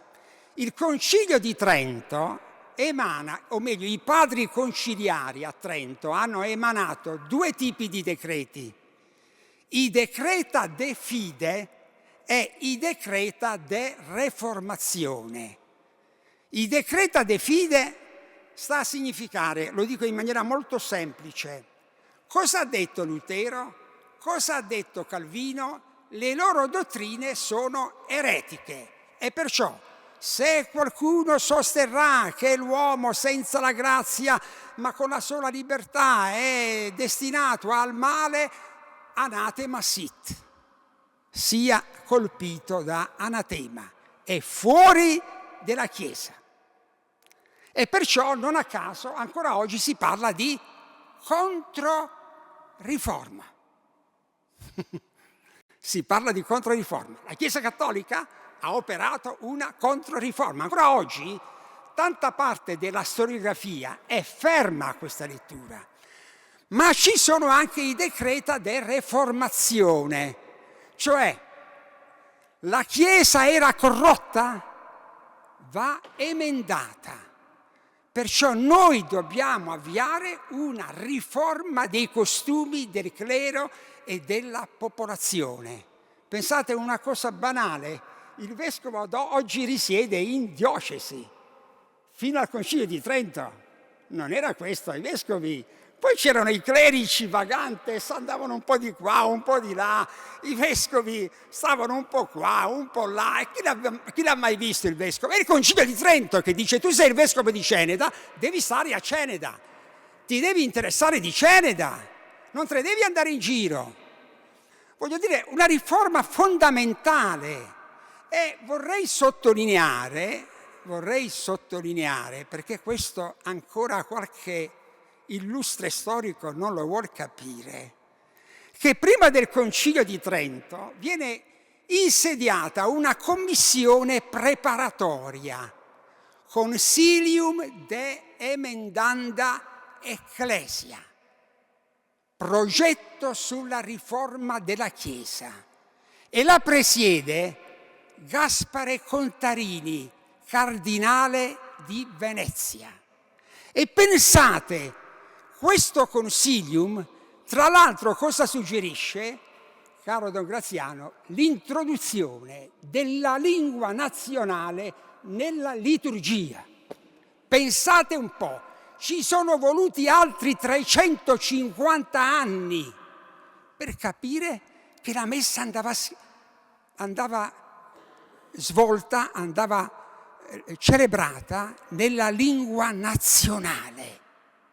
Il Concilio di Trento giudicò questa proposta del cardinal veneziano Gaspare Contarini e del suo staff una rivoluzione. Qui stiamo perdendo la fede, perciò niente, fuori. Allora, i vescovi che si sono succeduti a Ceneda si sono fortemente impegnati in questo settore. Faccio alcuni esempi. Il vescovo Marcantonio Agazzi nel 1695 convoca il sinodo. Ecco, questo è un dato importante. Tutti i 9 vescovi, tutti, tranne 2, hanno celebrato i sinodi e hanno emanato delle costituzioni. Se oggi io sono riuscito a ricostruire questa storia, lo devo al materiale raccolto da Monsignor Maschietto, ma al fatto che questi vescovi hanno pubblicato le costituzioni, hanno dato precise direttive pastorali ai preti e alle comunità. Lo fa il vescovo Marcantonio Agazzi, che nel 1695 convoca il sinodo e pubblica delle costituzioni. Lo fa il suo successore, Francesco Trevisan, che cura anche lui l'edizione. Lo fa soprattutto Lorenzo da Ponte, che nel 1743 cura la pubblicazione delle costituzioni per la riforma della vita della Chiesa. Ora, questo è stato possibile, sì o no? Certamente che è stato possibile, però sulla base di quali dati? Ecco, sulla base di 2 dati, poi chiuderò la mia relazione, ma questi 2 dati, vi chiedo scusa, esigono un qualche approfondimento. Il primo, che può sembrare banale, ne parlavo scherzosamente con Domenico Dalmas e Domenico Dalmas oggi lo dirò pubblicamente, un po' con qualche imbarazzo. La forte presenza numerica di chierici, regolari e secolari. Regolari, credo sappiate tutti, vuol dire frati, abati sottoposti a una regola. Secolari sono quelli che dipendono dai vescovi. Prendiamo come anno di riferimento il 1717. La diocesi di Ceneda conta 90.000 anime circa. La diocesi registra 90 parrocchie con ben 604 sacerdoti secolari. Signori, 604 la diocesi. Nella sola parrocchia di Ceneda erano presenti nel 1717 58 sacerdoti. Signori, un numero abissale. 58 sacerdoti regolari solo nella parrocchia di Ceneda. Quando ho studiato questi dati, mi permetta Don Graziano una battuta che ho confidato all'amico Domenico Dalmas, ho detto: Domenico, 46 anni fa io ho messo per la prima volta piede a Vittorio Veneto. Se qualcuno oggi mi chiedesse: ma quali sono le immagini che tu conservi nel tuo primo anno di insegnamento di filosofia e storia al liceo? Io direi che, ma davvero credetemi, quello che mi colpì è che dovunque io girassi lo sguardo, se il verbo non suona irriverente, spuntavano preti. C'erano preti dappertutto. Cioè, mettetevi nei panni di chi viene da fuori, no? Venivo da un paese, tra l'altro, di 30.000 abitanti come Vittorio Veneto, con non più di 7-8 preti. Arrivo qua e dovunque io andassi, capisco il seminario, in curia sono stato, ma a convegni c'erano preti dappertutto. Allora, nella sola parrocchia di Ceneda c'erano 58 sacerdoti, a questo si aggiunga il numero dei religiosi, impressionante, perché c'erano cappuccini, domenicani, camaldolesi, il vescovo da Ponte chiama i barnabiti. Signori, non dimentichiamo le monache, 269 monache.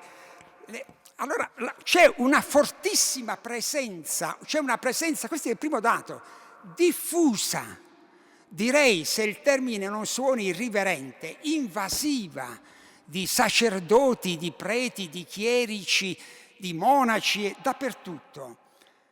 E la domanda che ci dobbiamo porre è: come ha operato questa presenza?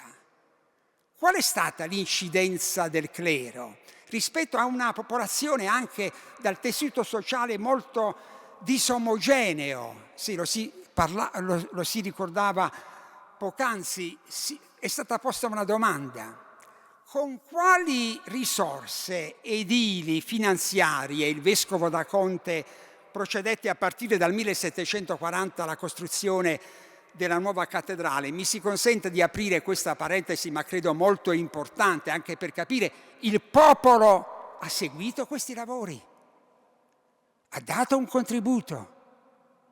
Quale contributo? È stato fatto qualche cenno. Certo, le risorse materiali vengono da una forte utilizzazione del territorio. Le cave di Fregona per la pietra dolce, le cave di Fadalto per la pietra dura, le cave di San Paolo e il letto del torrente di Crevada, che fu sfruttato ampiamente, le fornaci di Colmaggiore. Però il vescovo da Ponte dice: signori, non ce la facciamo, e ricorre, chiedo scusa se mi permetto di dir questo, a uno strumento sospetto. Sospetto perché questo monaco agostiniano Martin Lutero aveva messo a soqquadro l'Europa partendo da che cosa? Da una denuncia dell'abuso delle indulgenze.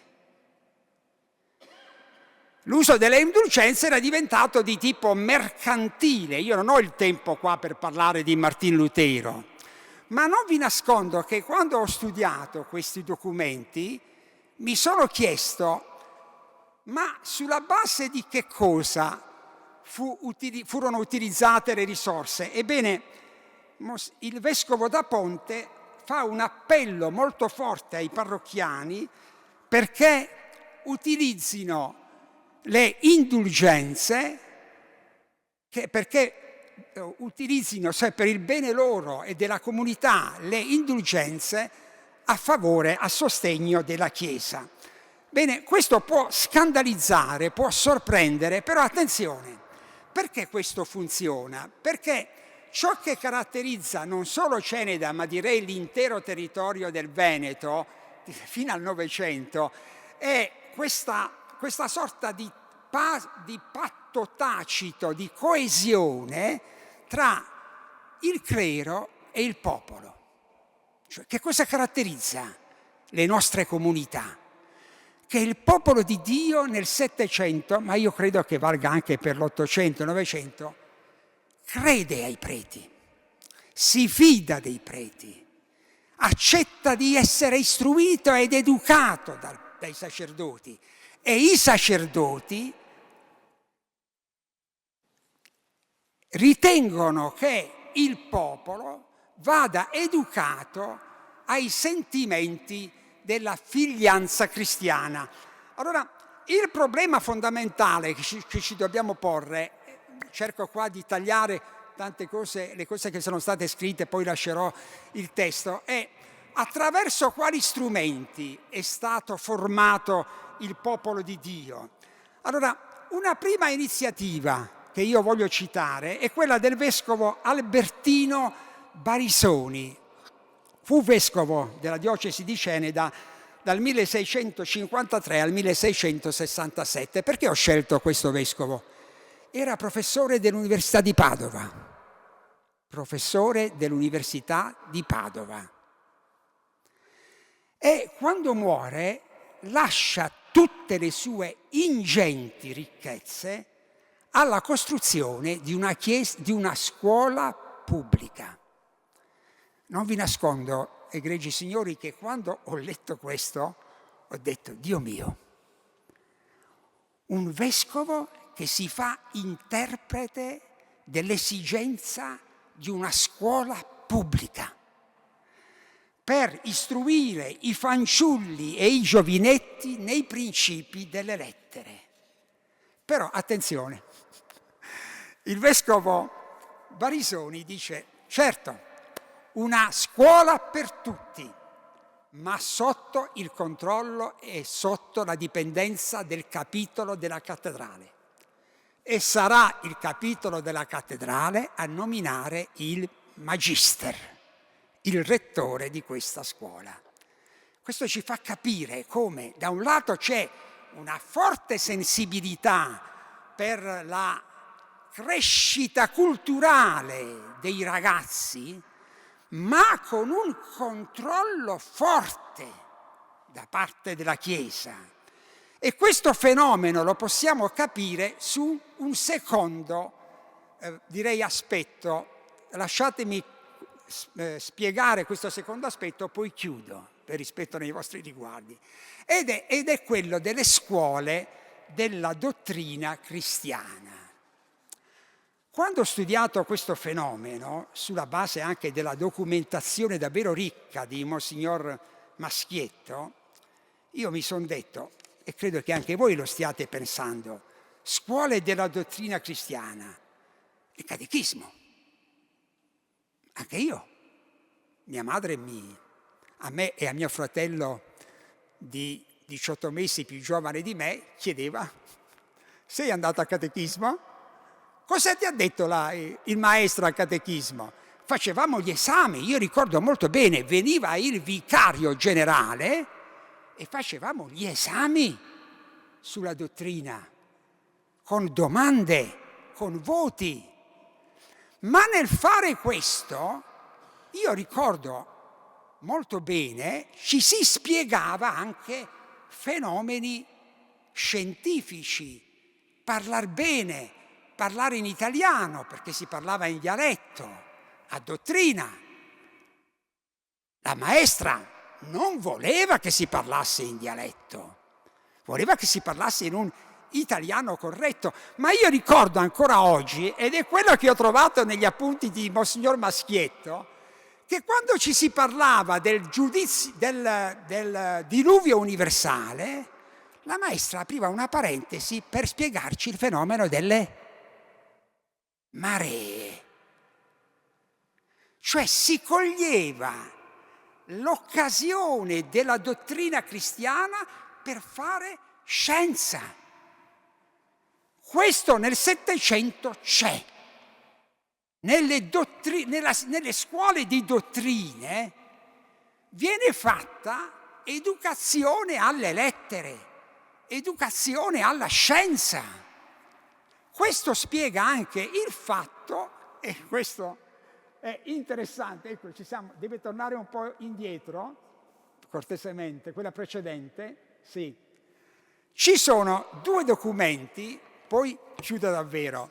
L'uno del vescovo Benedetto De Luca del 1730 sono dei proclami, l'altro del vescovo Lorenzo da Ponte nel 1752. Ci sono ben 25 anni di distanza tra questi due documenti, ma è impressionante vedere che sono quasi in fotocopia l'uno dell'altro. E che cosa si dice in questi documenti? Si dice che, signori miei, certo, voi andate nelle osterie, andate nelle locande, bevete vino e insomma alzate un po' il gomito, ma quando suona la campana per andare a dottrina, cosa succede? E leggiamolo insieme il testo, signori. Leggiamolo attenti perché questo testo è molto esplicativo. Tutti gli osti e bettolieri della città di Ceneda debbano, al suono della campana di invito alla necessaria istruzione della dottrina cristiana, immediatamente serrare le porte, finestre e balconi delle osterie e bettole e risolutamente licenziare caduna persona che ivi si trovasse a bever, sotto pena di ducati 25, e anche di procedere criminalmente contro i trasgressori.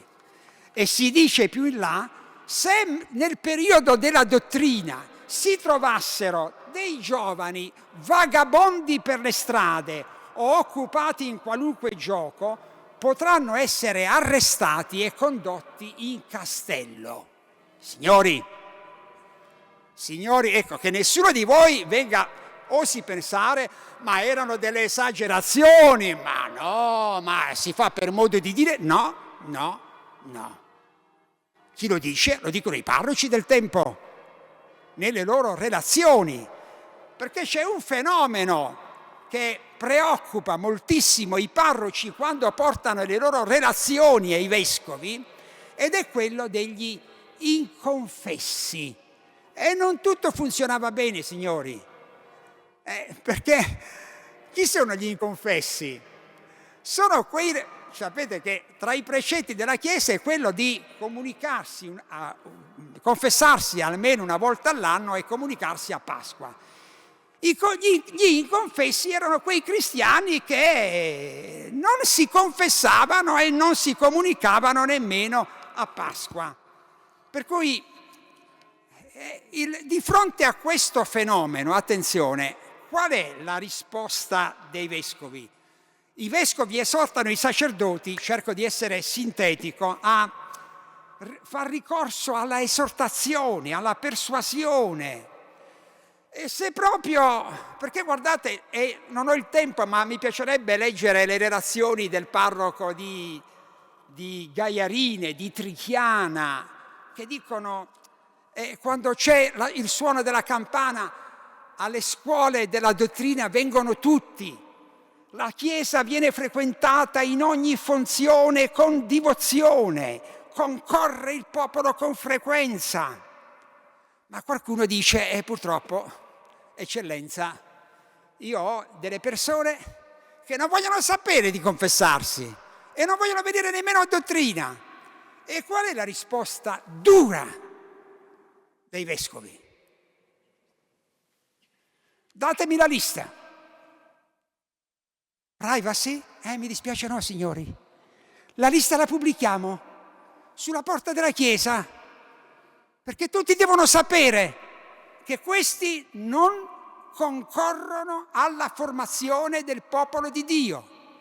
E se passato il tempo non dovessero ancora accostarsi ai sacramenti, adotteremo finanche gli strumenti della censura e finanche la scomunica. Questo per dire che, e vado a delle conclusioni, la prima conclusione che sento di tirare è che c'è un popolo di Dio nella comunità di Ceneda e nel territorio di Venezia che ha una sua struttura coesa, lineare, forte. C'è un senso della comunità che si ritrova nella frequenza ai sacramenti, nella frequenza della dottrina, che si istruisce attraverso la dottrina. Si può parlare di una comunità coesa, forte, solidale. L'elemento cementificante è una religiosità vissuta come acculturazione. Questo spiega il fatto che nell'Ottocento, quando questo viene meno anche la forte coesione sociale. E perciò sento di dire, come studioso di storia, che nelle nostre comunità Chiesa e cultura, formazione letteraria e formazione morale sono un tutt'uno. Che cosa, direi, va sottolineato con attenzione? È che noi oggi siamo figli del Concilio Vaticano II. I documenti conciliari, come sa bene Don Graziano, Don Astolfo, i documenti conciliari sono stati approvati con larghissime maggioranze. C'è solo un documento, due documenti. Uno che in fase di elaborazione comporta una serie di frizioni, di rischi di fratture, ed è la Sacrosanctum Concilium, il documento che riforma la liturgia. Ma c'è un altro documento contro il quale voteranno non placet, 70 padri conciliari. 70 padri conciliari hanno votato no. Ho finito. No, mi faccia dire chi. Ed è il documento Dignitatis Humanae, che parla della libertà di coscienza. Ci vuole un lungo cammino, e chiudo, perché la Chiesa riconosca la inutilità e la dannosità del potere temporale e perché riconosca che il messaggio cristiano va accettato nel rispetto della libertà di coscienza. Grazie.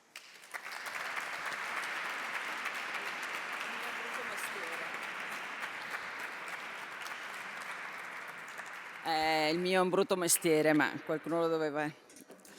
Potremmo stare qui a lungo, ci ha portato dalla fine del 600 al 900, però dobbiamo stringere. Allora il mio ruolo è quello di ringraziare Giampaolo Zagonel, ringraziare Domenico Dalmas, ringraziare Don Paolo Astolfo e ringraziare Pasquale Di Nunno con un applauso per chi ha resistito in questo momento.